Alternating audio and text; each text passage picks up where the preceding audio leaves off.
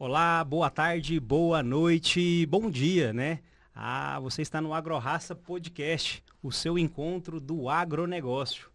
Esse que vos fala é Anderson Santos Galvão. Muito prazer, você que está conosco, fique até o final, porque o nosso tema de hoje é Safrinha, os seus desafios e as suas oportunidades. Muito bom estar aqui a gente gravando mais uma edição do AgroRaça Podcast. E nós temos dois convidados muito especiais. Eles têm algo em comum. Ambos são agrônomos, mas eu vou deixar que eles se apresentem. Mas eu quero dizer para você que nos assiste e que nos ouve, que nós estamos muito felizes de gravar mais essa edição do AgroRaça Podcast.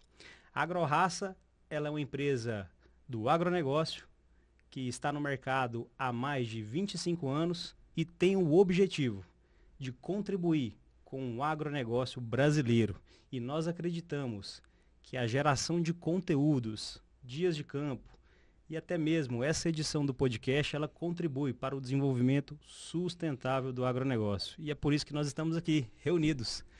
Lucas, Euraime, tudo bem com vocês? Tudo bem, graças a Deus. Tudo jóia. Bom Obrigado demais. Antes da gente começar aqui, Euraime e Lucas, eu quero deixar aqui um presentinho da AgroRaça aí. Eu quero agradecer a presença de vocês dois. Eu sei que, em particular, a agenda do Euraime é um pouco mais apertada que a do Lucas, né? Que roda todo o Brasil todo aí. Então, muito obrigado, Euraime, por você ter aceitado o convite para a gente falar de safrinha aqui com os nossos telespectadores, os pecuaristas e também os agricultores. Eu que agradeço o convite, Anderson, e parabéns aí pela iniciativa, né, do podcast. A gente espera aí realmente contribuir. Maravilha. Tá? Show de bola. Lucas, tá aqui um presentinho da AgroRaça aqui pra você aí. Que isso, Você obrigado. tomar o seu café aí, a sua água aí, viu? Obrigado. Pra você também, viu, Euraime? Valeu, meu patrão. Obrigado. Fiquem à vontade Já aí. vou estrear já. Aí, ó. Estamos gravando esse podcast em meados ali, comecinho de dezembro, né? É importante a gente salientar essa informação. Um momento de poucas chuvas em toda a nossa região do Centro-Oeste, e a gente vai falar um pouquinho mais sobre esse tema, sobre a safrinha, né? Será que a gente tem oportunidades? Quais são os desafios que o produtor vai enfrentar? Mas antes da gente entrar no tema, vocês se apresentem para quem está nos assistindo, nos ouvindo. Quem é o Lucas? Quem é o Euraime, né? Quais são as formações de vocês? Com o que vocês trabalham? Vou começar então. Meu nome é Lucas, sou engenheiro agrônomo, né, formado pela Universidade Federal de Goiás. Tenho um MBA em agronegócio pela USP-Exalc e estou há 4 anos na Semente Santa Fé, atuando aqui na região do Sudoeste goiano. Bom, eu me chamo Euraime Cunha. Sou formado em técnico agropecuária aqui em Rio Verde, né, no ano de 96, então eu tenho muitos amigos aqui na região, companheiros de trabalho. Sou engenheiro agrônomo de formação, formado em Lavras, Minas Gerais, na Universidade Federal de Lavras. Eu tenho mestrado em produção vegetal, ligado à parte de formação de pastagem e integração lavoura-pecuária. E tenho doutorado em solos, também na parte de sistemas integrados, com o mesmo tema que nós estamos aqui propondo hoje para a gente tratar do assunto. Estou há 20 anos na Semente Santa Fé. Atualmente eu estou no cargo de gestor comercial, gerente comercial nacional da empresa, né, há 3 anos nessa função. E vamos para cima, né? Vamos contribuir. Vamos ver o que vai acontecer aqui. É um bate-papo muito descontraído aqui, uma troca de informações com o objetivo de levar informação para você, amigo pecuarista, amigo agricultor. Estamos vivendo um ano atípico, né? Com relação ao clima. Né? E a primeira pergunta que eu quero fazer para você é, pensando em quem plantou, ele teve uma boa palhada. Vamos pensar num cenário que ele teve uma boa palhada e ele fez um plantio, né? Quais são os benefícios, Lucas e Euraime, de uma boa palhada? E já enganja essa pergunta numa outra. Além dos benefícios, como que o produtor, o agricultor, ele pode conseguir uma boa palhada? Se a gente for falar de benefícios, a gente pode enumerar vários. Mas quais são os principais, Anderson? A gente pode enumerar retenção de umidade, melhor condicionamento do solo quando a gente fala em relação à temperatura, certo? Melhora a microbiologia do solo. Então, assim, quando a gente fala a grosso modo, esses seriam os 3 principais, certo? Não sei se A gente poderia linkar mais algum outro, Eurêmio, com relação a parte de microbiologia, certo? Mas hoje o foco, quando a gente fala de um ano atípico, em relação igual está sendo esse, o principal mesmo seria focado em parte de umidade de solo, principalmente, né? E também retenção de calor, vamos falar assim. Bem demonstrado aí pelo Lucas, eu tenho algo a complementar aqui, que o que a gente vê hoje na prática, em relação a plantio direto, hoje nas lavouras, a gente fica um pouco até preocupado, né? Pois está se usando muito cultivo mínimo, que é diferente de uma palhada, que é diferente de um plantio direto. O que é o cultivo mínimo? Então eu vou voltar um pouco no conceito, né, para a gente realmente mostrar e demonstrar o que é uma palhada e quais os benefícios da palhada. Então o que tem feito é talvez soja pós-soja, soja, feijão em área irrigada, né, ou soja, um milheto. É algo que você não vai conseguindo aportar matéria seca. Um plantio direto no primeiro conceito e uma palhada de qualidade, ela tem que aportar pelo menos 10 toneladas de matéria seca ano para ser considerado de fato um plantio direto na palha. E tem sistemas produtivos para conseguir isso, você tem que integrar sistemas. Você tem que fazer rotação de cultura. Você tem que aportar com gramínea, né, para você ter longevidade palhada.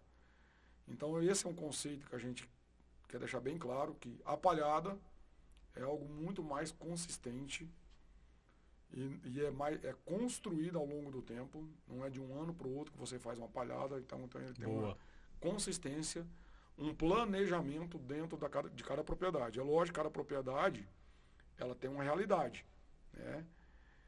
E cada um tem um sistema. O que você tem que preocupar é realmente aportar essas 10 toneladas de matéria seca. Aí sim começamos a trabalhar com a palhada.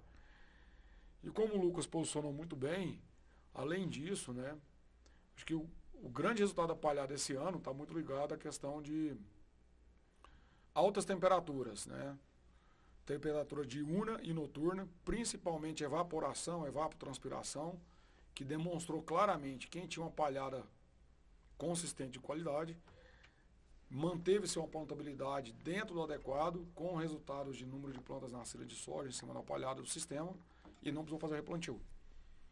E quem não, naturalmente, quem antecipou o plantio, quem plantou na data normal que se planta no sudoeste, muitas áreas tiveram que ser replantadas em função de não ter, naturalmente, uma palhada consistente.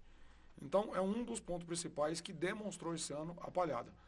Além de supressão de planta invasora, resgatar nutriente lixiviado, como potássio, descompactar solo, camadas e subcamadas de solo, de 20 a 40, 40 a 60, né? Trabalhar todo o perfil do solo. Então, além do que o Lucas posicionou, isso é uma das grandes funções da palhada, e aí sim a palhada de plantio direto. Maravilha. Você quer completar, Lucas? É uma ressalva também, como a gente vem de 2 anos aí, de um cenário de aumento de áreas, né, Eurêmio? Acaba que, vamos falar assim, está aumentando essas áreas onde áreas de abertura, terras um pouco mais carentes, né? Então, assim, um ano difícil, igual um ano atípico, né? Usar a palavra atípico, como esse, a importância de fazer palhada, certo? Essas áreas mais críticas, nessas zonas mais críticas, né? Que a gente sabe que aqui no Sudoeste goiano tem. Uma das grandes revoluções que a agricultura passou aí, passa-se pelo plantio direto, né, Eurêmio? E a gente vai falar um pouquinho lá no final sobre a integração lavoura-pecuária, né? Não quero colocar, como diz o povo aqui no Goiás, o carro na frente dos bois, né? Mas, só para a gente fazer uma afirmação, você concorda que a terceira revolução, né, da agricultura, ele está no sistema integrado? Eu concordo plenamente e está sendo comprovado isso aí ao longo do tempo. Fique com a gente até o final, porque a gente vai explicar isso com estudos científicos comprovando a eficiência da integração lavoura-pecuária, né? Onde duas culturas somadas, elas têm mais benefícios em ambos os lados. Bom, para a gente continuar falando aqui de palhada, a gente falando de um ano de desafio, né? O nosso tema, só para a gente reforçar, é Safrinha, os seus desafios e oportunidades.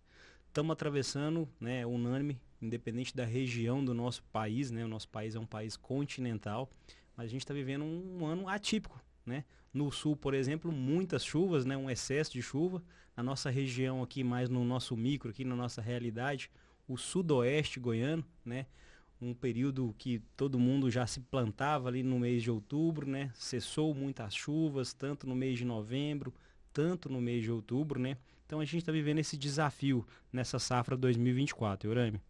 Eurami e Lucas, quais são as alternativas que o produtor, o agricultor, vai ter para essa safrinha, pensando nesses desafios climáticos? Como eu estou tendo a oportunidade de andar muito pelo Brasil,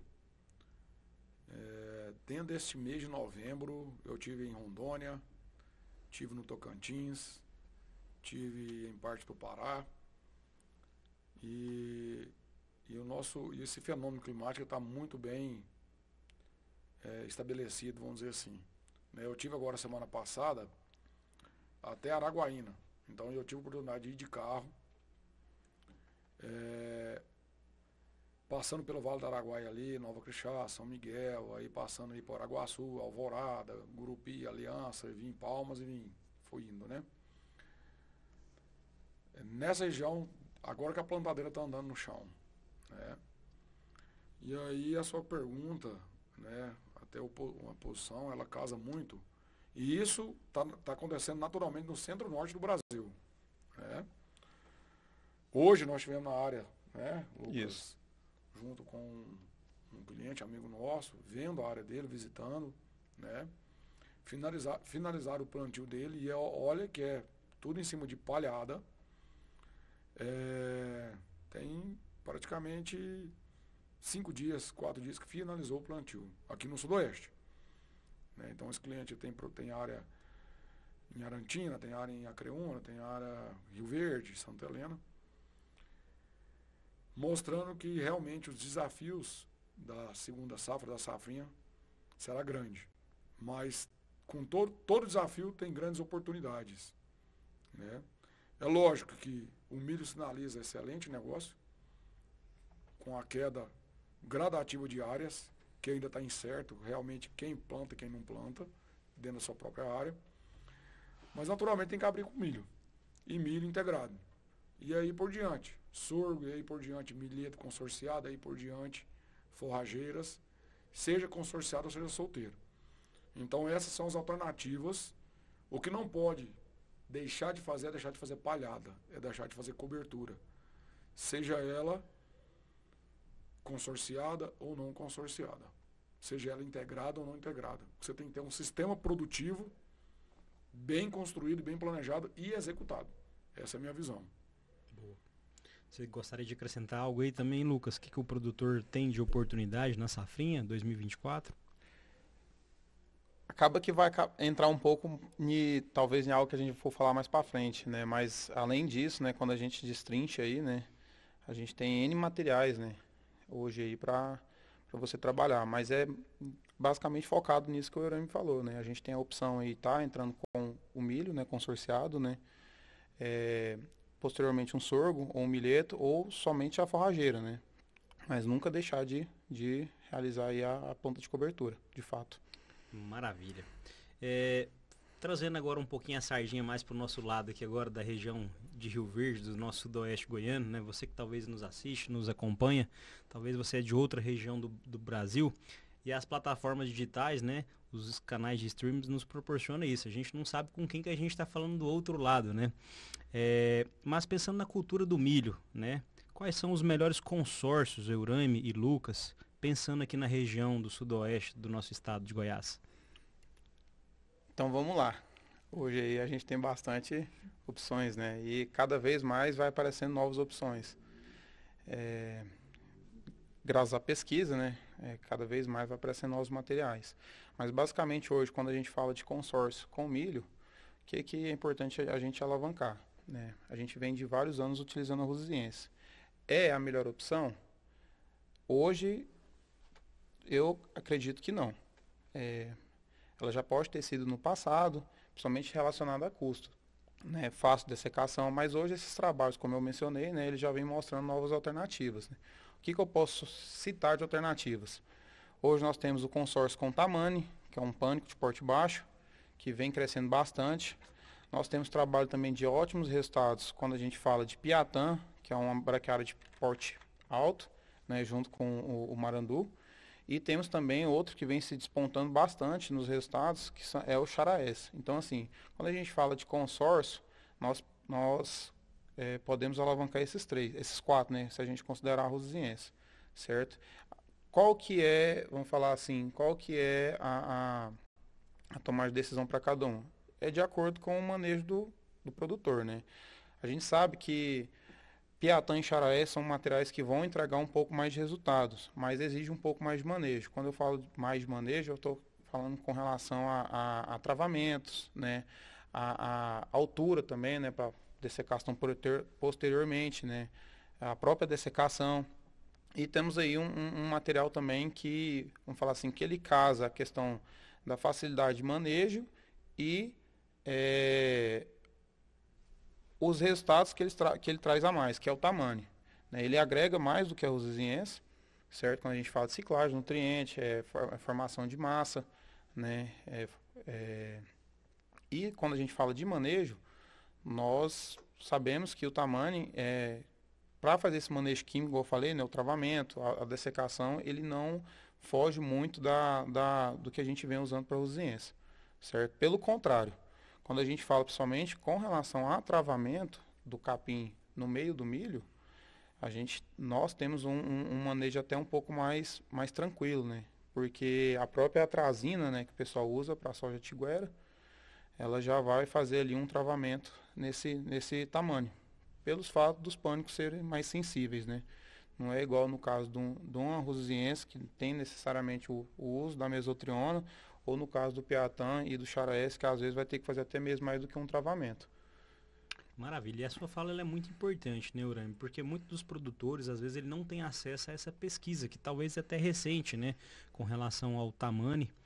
E às vezes você, agricultor que está aí pensando e está acostumado somente a utilizar o material rosiense, o Tamani é uma boa opção e você falou muito bem, né? Ele já está dentro do pacote do manejo do milho, né? A própria atrazina, que é um herbicida que ele utiliza, ele vai ter que utilizar, né? É isso mesmo, Isso. né? Ele tem que utilizar de forma de protocolo, né? Vamos falar assim. Ele já, por si só, já vai fazer o travamento no tamanho, né? Então, dá um casamento aí maravilhoso, né, Lucas? Justamente. Qual que é a sua visão aí, Urami, com relação ao que a gente pode ter de consórcio aí no sudoeste goiano para os agricultores? Pensando no sudoeste, e é lógico que o sudoeste o foco é milho, grão, o Lucas posicionou muito bem aqui os 4 materiais mais utilizados, né? Vou chamar alguns pontos de atenção técnica, tá? Quando você trabalha com milho que tem inserção de espiga baixo, tá? Quando eu digo baixo é 1 metro, tá? 1,20 m. Procure não trabalhar, talvez, com Piatã e Charaes. Por quê? Porque esses materiais, eles são exigentes no travamento ali, no V4 do milho, por exemplo. É o que está com 2, 3 perfilhos. Só que a hora que o milho começa a secar para ele entrar na umidade ideal de colheita, são materiais extremamente agressivos. Por quê? Porque tem um sistema radicular muito profundo. Então eles vão vegetar rápido e vai desenvolver vegetação muito rápido. Tá? É um ponto. Então, preferência aí para rosienses e principalmente para Tamani. Isso. Que são materiais de porte mais baixo, principalmente o Tamani. O Tamani ele chegou a um ponto de crescimento, ali os seus 70 centímetros, ele não vai mais. Então, ele não atrapalha de forma nenhuma a colheita. Esse é um ponto que eu gostaria de acrescentar. O outro ponto, rosiense todo mundo já conhece, né? Então, assim, A agrimilho tem a prática de travamento, quanto que usa, quilos por hectare que usa. Eu vou chamar a atenção em 2 pontos, que é um ponto bem interessante quando a gente trata com os clientes, que o cliente tem o ponto de vista seguinte: quilos por hectare de semente, ou número de plantas nascido por metro quadrado de forrageira. O produtor acha que se nascer menos planta por metro quadrado, ela vai gerar menos competição em água, luz, nutriente e atrapalhar até a colheita futuramente. E é muito pelo contrário. Olha só. Interessante, né? Interessante. Agora eu vou explicar por quê. Tem um segredo, é o pulo do gato, né? O segredo agora é o pulo do gato. É muito simples. Se você tem mais planta por metro quadrado, essa planta é uma planta forrageira que vai perfilhar. Se você submete ela a um estresse de sombreamento, ela tende a estiolar. Ela vai soltar apenas 3 perfilhos, a 4 perfilhos. Ela vai soltar a folha bandeira, ou seja, 20 plântulas soltando a folha bandeira para sobreviver dentro do milho. Ou seja, ela gerou uma competição por luz primeiro. Se eu tenho menos planta, ou seja, ela pode perfilhar mais, 5, 6, 10 perfilhos, e 5 plantas soltar a folha bandeira. Então, mais planta, menos perfilho, menos raiz na fase inicial, menos está competindo com o milho em enchimento de grão, em água, em luz e assim por diante. E nutriente, consequentemente. Consequentemente. Quando o milho começa a secar, essa folha bandeira de qualquer forrageira das 4, tá? Ela vai cair no solo e ela vai aí sim começar o trabalho de dominância, é perfilhamento. Ou seja, então é todo mundo brigando pelo mesmo espaço nessa hora. E o milho já fechou produtividade. Então veja o conceito, veja o porquê, e isso está comprovado já. Tá? Então chamar mais esse ponto de atenção aí que é bem interessante. E a vantagem, depois eu vou ter uma palhada muito homogênea. Sem buraco, sem voo de pica-pau. Então a plantabilidade perfeita, uma supressão de planta invasora perfeita depois. Por quê? Porque eu vou ter mais plantas por metro quadrado, fazendo uma palhada de alta consistência. Eu acho que a sua fala, Eurami, ela foi muito feliz e eu confesso a você que até para mim aqui foi uma super novidade. Eu não sabia desse estudo. E para você também, agricultor que está nos assistindo, nos ouvindo, eu tenho certeza que essa fala ela é uma quebra de paradigma, né? Com certeza. Ela é uma quebra de paradigma. E a nossa função como técnicos é levar essa extensão rural para você, amigo agricultor, né? Mais plantas povoadas, ela vai consumir menos nutrientes. E na nossa realidade que eu tenho certeza que o produtor ele não vai dar um nó na cabeça nesse instante. Mas como, né? E a sua fala ela foi muito feliz, né? Se você puder reforçar isso, Eurami, eu acho que seria muito válido para quem está nos assistindo e nos ouvindo. Então vou bem no ponto técnico, tá? Do reforço. Se eu tenho mais plantas, o ideal é na casa de 15 plantas.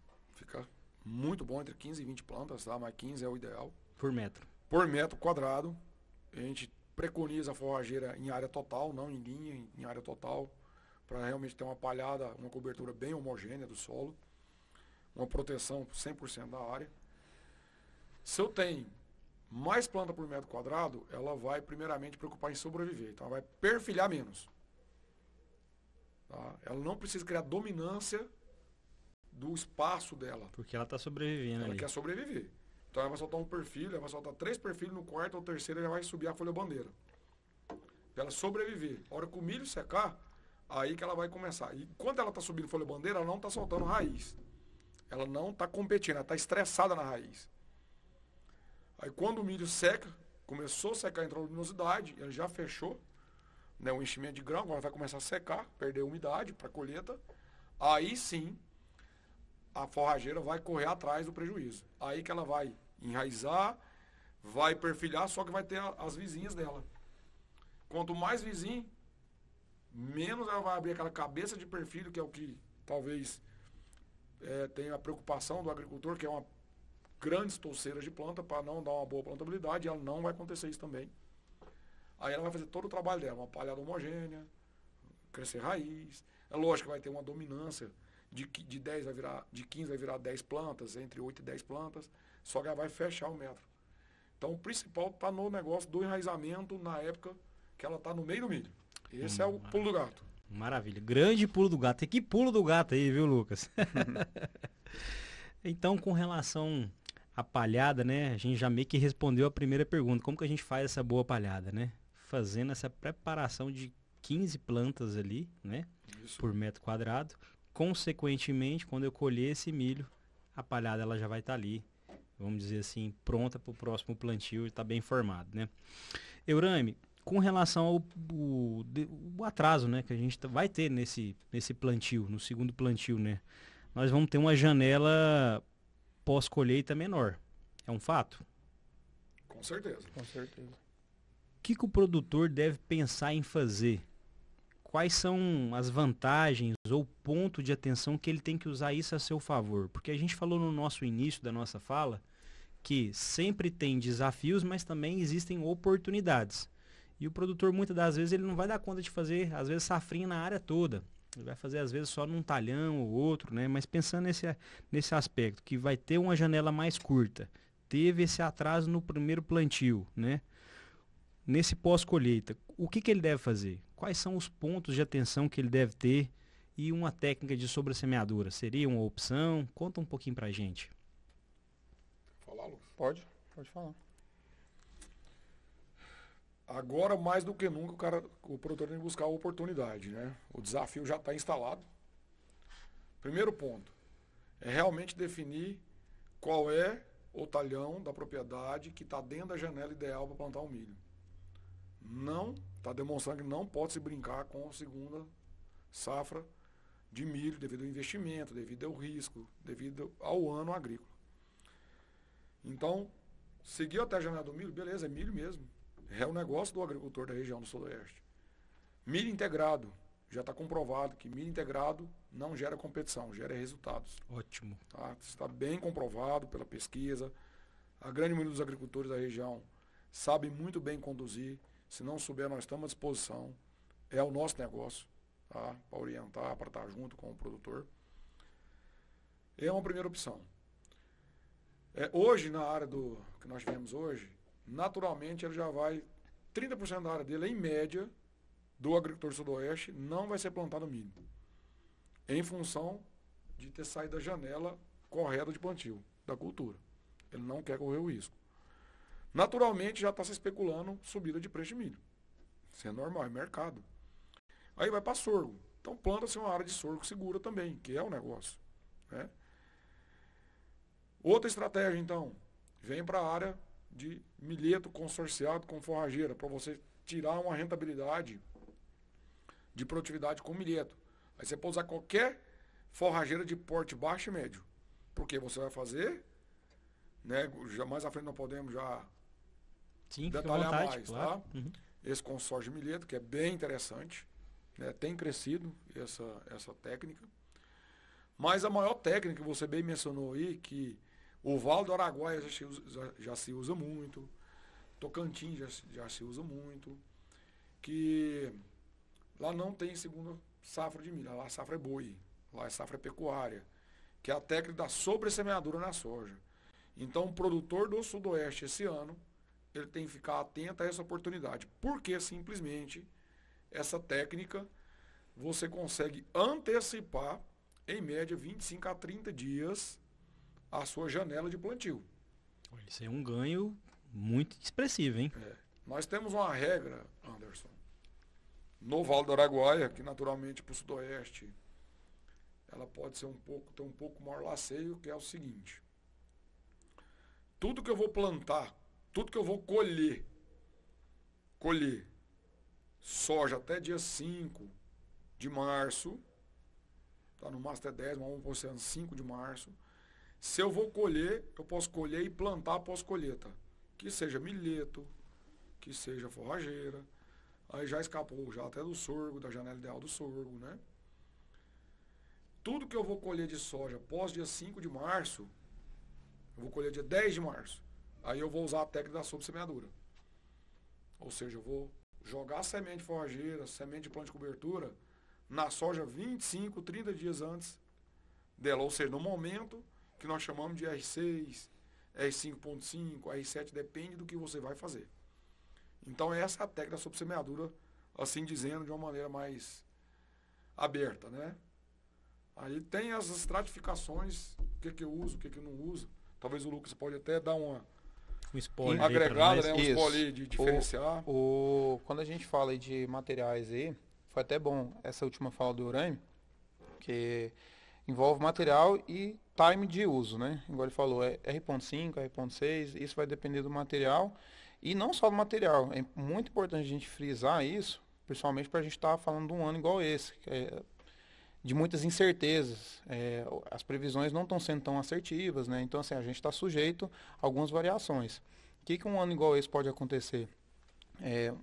Chega num momento desse, da utilização da técnica, e a soja ainda está verde. Então, assim, a gente não pode se prender, né? Não sei se o Orem concorda, mas a gente não pode se prender especificamente a falar, não, é em 5.5, é em R6, porque a gente está falando de uma técnica que ela é não vou usar de difícil utilização, mas ela precisa ter um rigor. Então, a gente já deparou com algumas situações de não ser utilizado no momento adequado.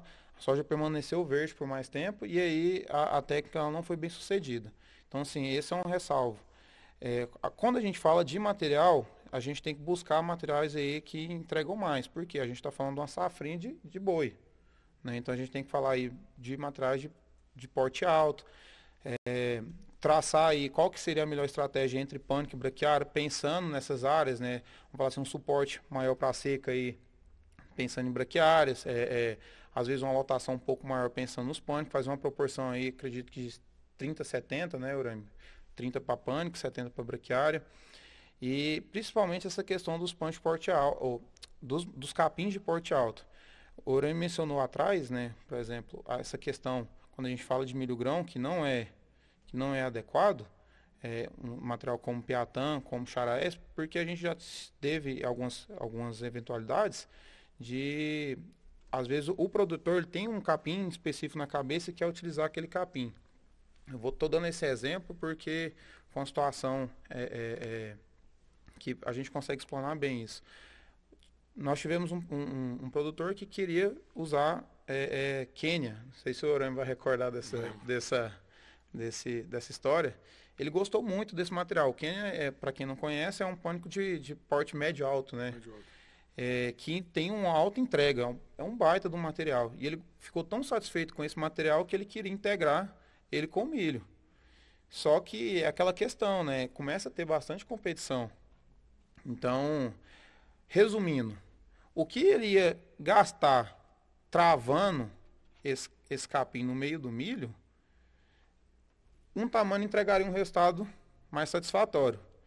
E aí, por que eu citei esse exemplo? Porque a gente tem que adequar essa questão desse material. Então, falando sobre semeadura, focar em pânicos de porte alto, médio, que vão entregar uma lotação maior.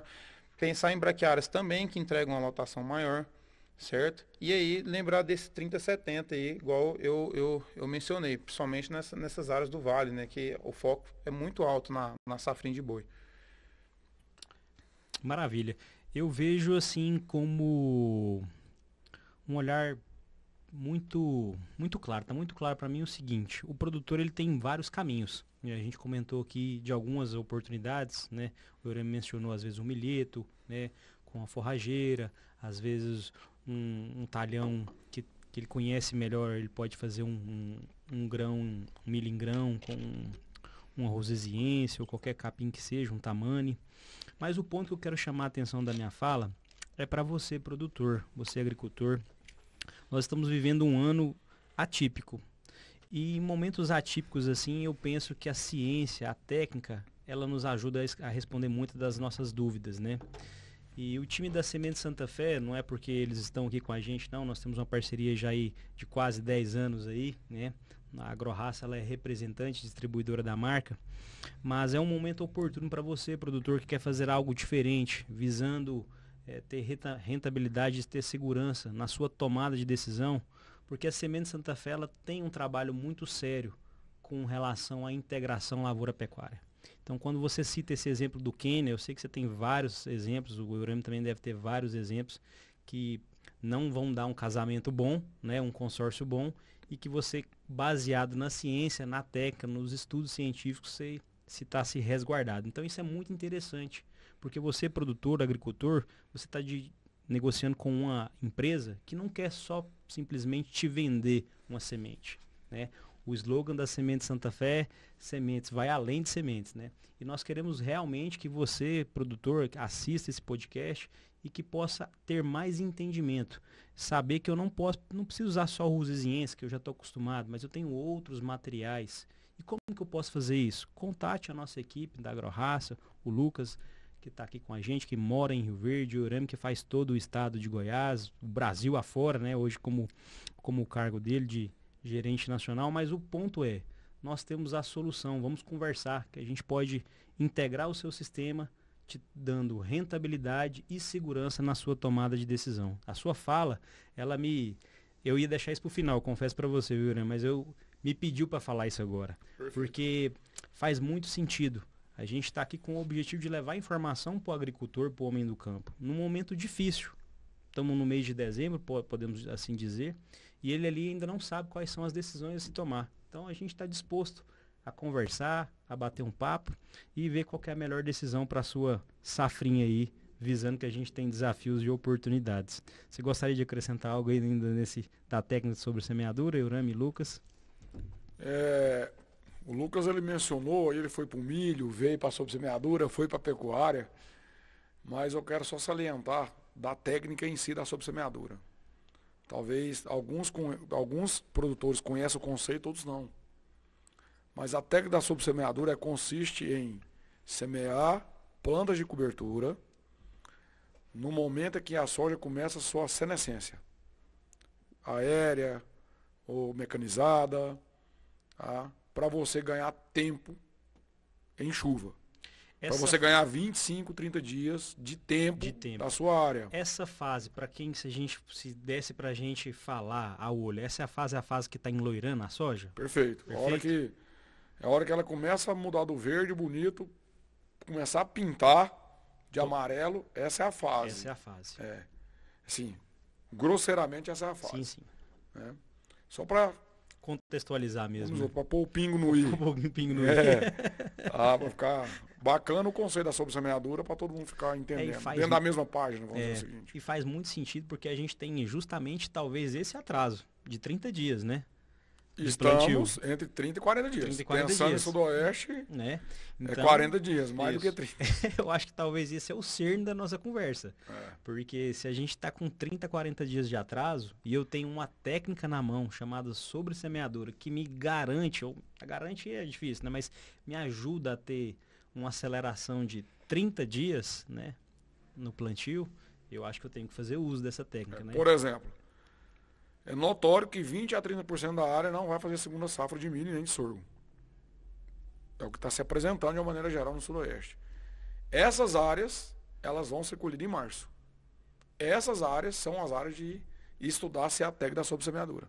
Bacana. Então já vamos começar a pensar nesse planejamento agora, que vai ter que ser revisto o tempo todo, principalmente em dezembro agora, para tomar decisão. Show.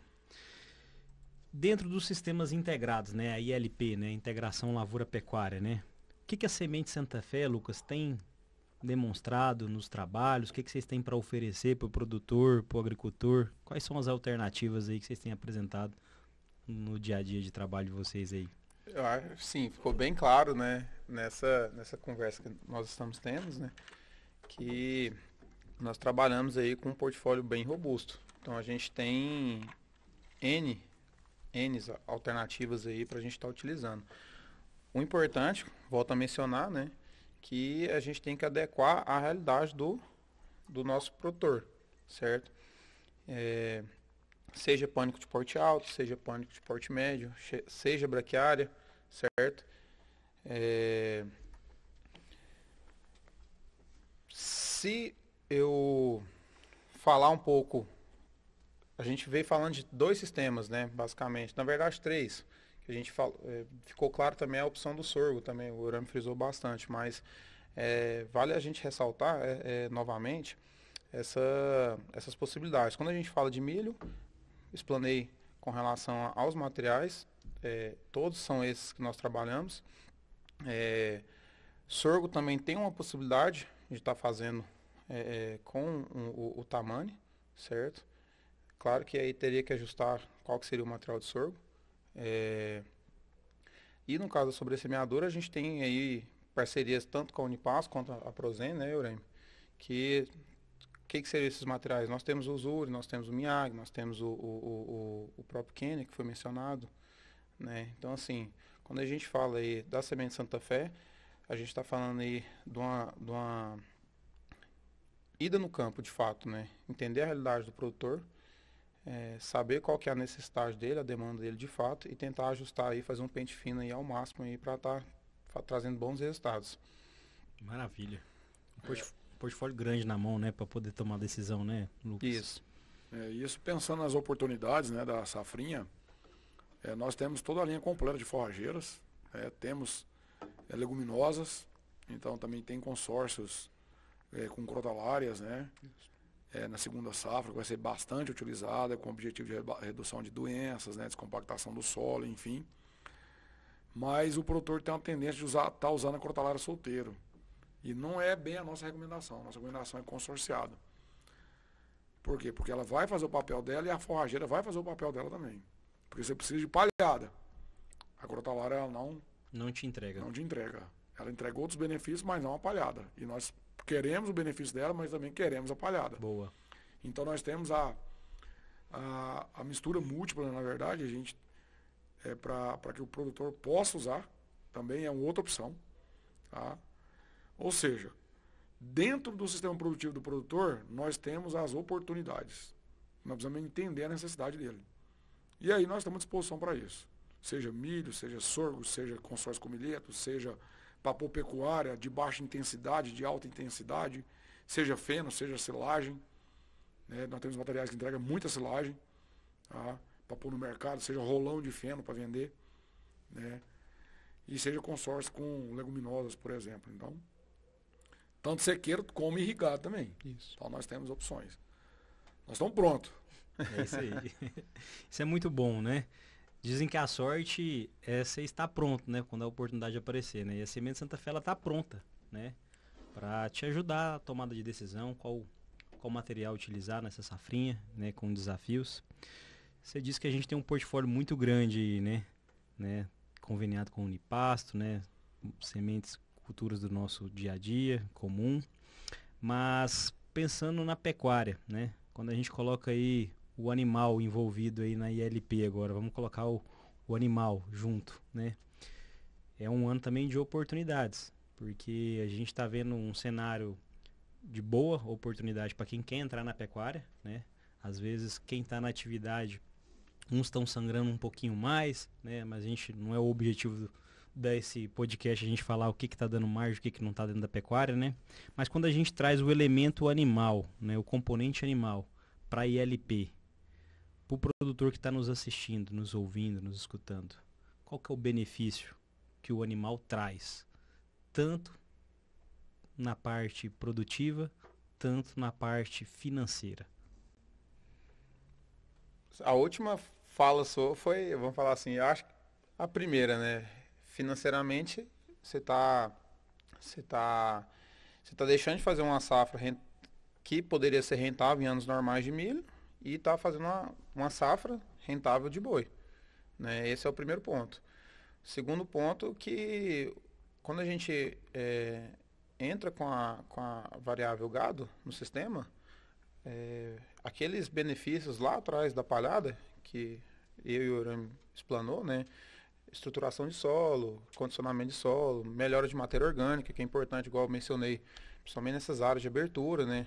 Que muitas das vezes são áreas um pouco mais deficientes, né? Então são coisas que vão agregar bastante para o sistema. E o gato, quando ele entra para esse sistema aí, ele potencializa, né? Com relação a os dejetos, né? Vamos falar assim, né? Seria um ponto, né? E até mesmo o manejo da planta de cobertura, né? Igual a gente falou, questão de plantabilidade de soja, né? muitas das vezes quando a gente adiciona, né, a forrageira, tem aquele manejo de altura para, vamos falar assim, ter a melhor pontabilidade. E vamos falar assim, o gado é o próprio rolo faca, né? Esse seria um ponto técnico. Mas, principalmente seria a segurança financeira, né? Não sei se o Eurêmio... Agora que a brincadeira ficou boa. Agora ficou boa a conversa. Sistemas integrados, ela tem que partir, no meu ponto de vista técnico, ela tem que ter a pecuária envolvida no sistema. Nós sabemos que a área do Sudoeste, muitos talhões, não tem aguada, não tem cerca, vai ter que partir para água artificial, né? Enfim, cerca elétrica. Mas o agricultor, né? E o agricultor pecuarista que está aqui nos assistindo hoje, tem que fazer o sistema integrado com o animal. Por quê? O Lucas mencionou, vou reforçar alguns pontos. Primeiro, é a oportunidade de ganho financeiro. Você consegue aportar de 5 a 15 arrobas por hectare na entre-safra. Maravilhoso, hein? Tá? De maio a setembro. Por que é de 5 a 15? Está variando muito, né? Porque depende de alguns fatores. Primeiro, qual material de forrageiro você vai usar? A Rosiziense é que cabe menos. O Mombaça é que cabe mais. Nós temos o intermediário, que é as braquiárias de porte médio, Piatã, Xaraez, Braquiarão, que está no meio do caminho. Ou seja, eu vou de meia UA até 4 UA por hectare. Aí eu venho de categoria animal. Se eu compro uma boiada para engordar, suplemento ela com proteinado, ela tem um desempenho. Se eu suplemento ela com ração, eu tenho outro. Né? Se eu pego a genética animal, se eu pego um boi de boiada, é um resultado. Se eu pego um boi de genética, é outro resultado. Se eu pego um cruzamento, é outro resultado. Então, sim, a oportunidade de 5 a 15. Boa. Isso é notório. Tá? Já está comprovado. Eu posso fazer parceria com o meu vizinho, que é pecuarista. Né? Não tem gado, eu posso alugar e tem um ganho financeiro. A pecuária não atrapalha em nada, a pecuária só agrega. Financeiramente, seja com maior intensidade, com menor intensidade financeira de aporte, mas é um aporte seguro. Risco zero. Risco muito baixo. Tá? Para não dizer zero, baixo. Né? Não diz que não tem risco zero, né? Risco baixo.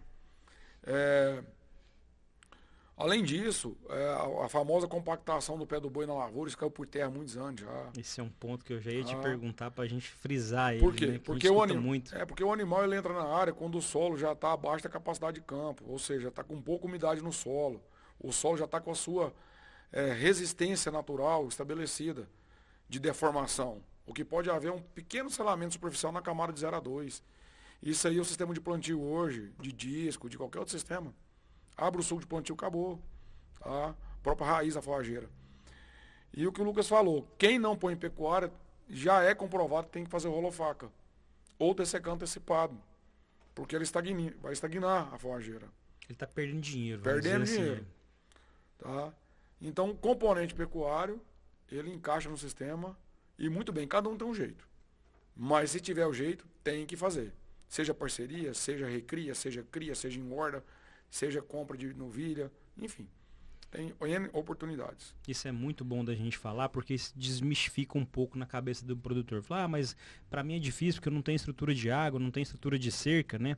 Hoje, para você que está nos assistindo, nós da AgroRaça, nós trabalhamos com a linha de aparelhos da Speedrite. É uma linha neozelandesa que ela te dá uma eficiência muito boa em cerca de choque. Então, não é uma cerca comum.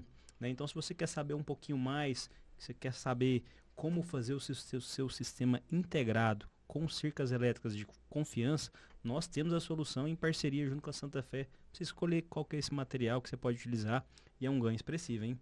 De 5 a 15 arrobas nesse período curto, né, de tempo, né? Estamos falando de quantos meses aí, Eurêmio? E o melhor, eu estou falando de 4 a 5 meses, 4 a 5 dependendo meses. da região. E o melhor é que vai ter ganho técnico na soja. Olha, o benefício. Ela não vai atrapalhar a soja. Ah, mas vem cá. O potássio que ele lixiviou, se o boi intensificar pastejo, ela vai intensificar a raiz.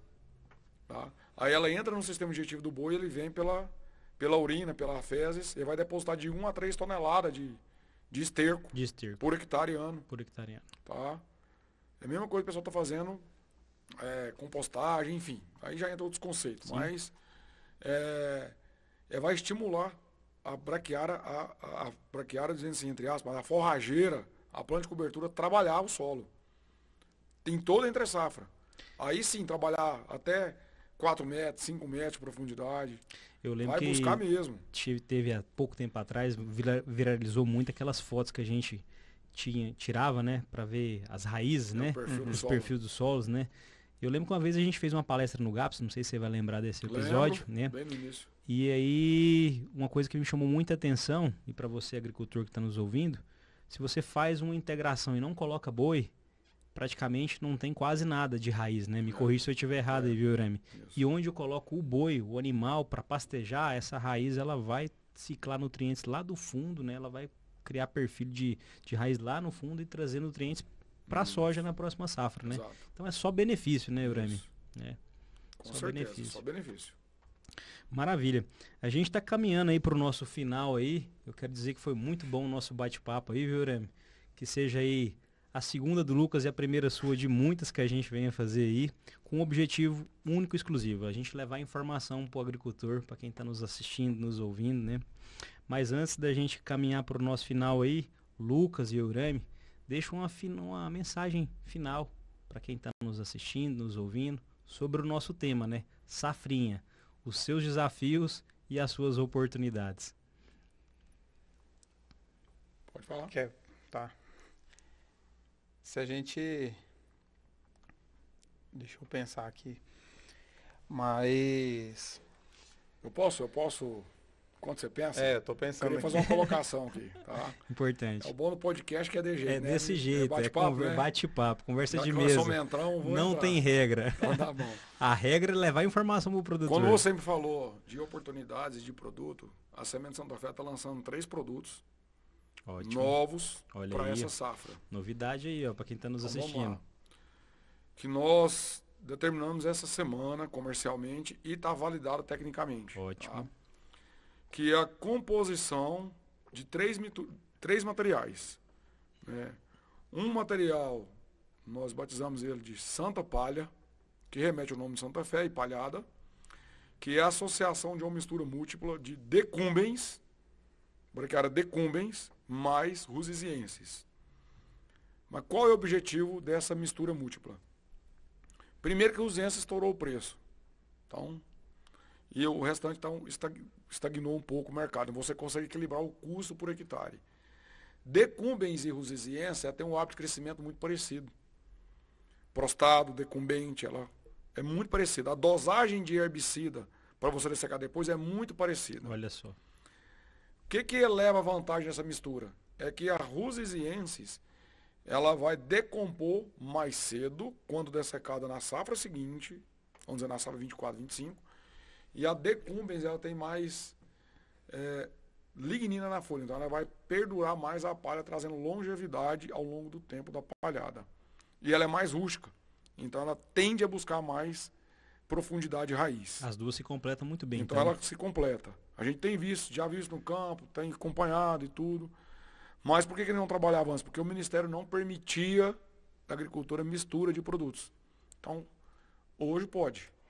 Então, nós estamos lançando esse material que chama Santa Palha. Santa Palha. Tá? Que é decumbens com rusizienses meio a meio. Tá? Vai entregar pronto uso para o cliente. Sobre demanda e sobre alinhamento técnico. Nós temos um segundo produto, se o Lucão quiser falar dele, eu falo também. Não, pode continuar. Que é o Rizomax. Então, os nomes invocados, né? Tá bonito, Tá bonito? Existem 2 braquiárias dentro do sistema produtivo que são as mais produtivas em raiz, robustez de raiz, capacidade de raiz, capacidade de supressão de planta invasora. Por que elas não vinham utilizado antes? Uma que o produtor tinha medo do manejo dela químico, implantabilidade, dessecação, plantabilidade e competição até com milho, que é a charaense e a rusiziense, e seu custo por hectare. Hoje elas estão equivalentes ao custo de rusiziense. Olha como é que o mercado inverte, devido à produção, outros fatores, questão rusizienses, tá? Mas o fato é, nós estamos pegando as 2 fortalezas das braquiárias do sistema de forrageira e estamos unindo as fortalezas dela. Por que Isomax? Porque são as braquiárias que entregam mais raiz no solo.